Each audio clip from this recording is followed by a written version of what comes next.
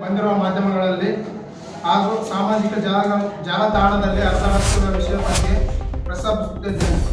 ಒಂದು ತಿಂಗಳ ಹಿಂದೆ ನಮ್ಮ ಸಮಾಜದ ಹಿರಿಯರು ಯುವಕರು ಸೇರಿ ನಮ್ಮ ಸಚಿವ ಶಿವರಾಜ್ ತಂಗಡಿ ಸಾಹೇಬರ ಮನೆಗೆ ಭೇಟಿಯನ್ನು ಕೊಟ್ಟಿರುತ್ತೇವೆ. ಈ ಸಂದರ್ಭದಲ್ಲಿ ನನ್ನ ಒಂದು ತಪ್ಪು ಮಾತಿನಿಂದ ಸಚಿವರಿಗೆ ಸಿಟ್ಟು ಬಂದು ಮಾತನಾಡಿರುತ್ತೇನೆ. ಇದರಲ್ಲಿ ನಮ್ಮ ಸಾಹೇಬರ ತಪ್ಪು ಏನಿಲ್ಲ ಅಂತೇಳಿ ಪ್ರಸ್ತಾಪಿಸುತ್ತಿದ್ದೇನೆ.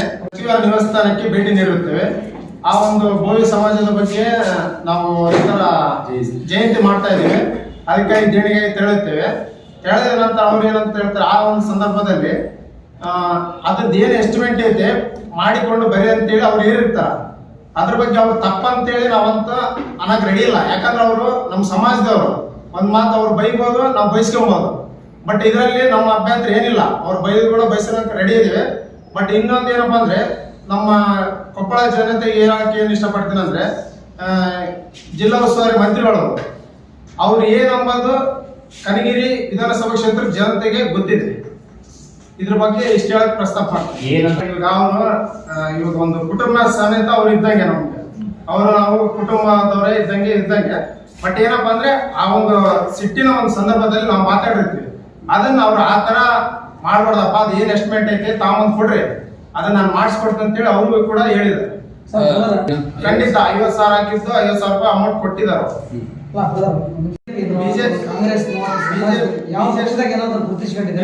ಯಾವ ಪಕ್ಷದಲ್ಲಿ ಗುರುಸಂಗಿಲ್ಲ. ಕಾಂಗ್ರೆಸ್ ಅಂತೇಳಿ ನಾವು ಪಕ್ಕ ಅಭ್ಯರ್ಥಿ ಅಂತೇಳಿ ಗೊತ್ತೈತಿ. ಬಿಜೆಪಿ ಪಕ್ಷದವರಂತೂ ಅಲ್ಲನೇ ಅಲ್ಲ. ಈಗ ಸೋಷಿಯಲ್ ಮೀಡಿಯಾದಲ್ಲಿ ಸುದ್ದಿ ಹರಿದಾಡ್ತಾ ಕೆಲವು ಬಿಜೆಪಿ ಕಾರ್ಯಕರ್ತರು ಅಲ್ಲಿ ಬಂದಿದ್ರು.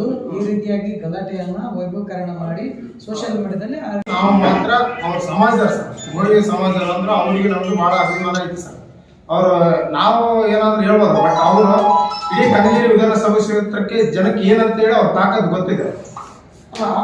ಆಗಿದ್ದಲ್ಲ ಸರ್, ಯಾವಾಗ ನಿನ್ನೆ ಹೇಳಂದ್ರೆ ಈ ರೀತಿಯಾಗಿ ಬಂದಿಲ್ಲ. ಬಟ್ ನಾವು ಬಂದು ಇಲ್ಲಿ ನಮ್ಮ ಸಮಾಜ ಪೂರ್ವಕ ನಿಂತ್ಕೊಂಡು ಆ ಒಂದು ಆಗಿರೋ ಒಂದು ಸಮಸ್ಯೆ ಸಲಹೆಗೆ ನಾವು ಬಂದು ಹೇಳೋಮಂತೇಳಿ ಇಷ್ಟಪಡ್ತೀವಿ.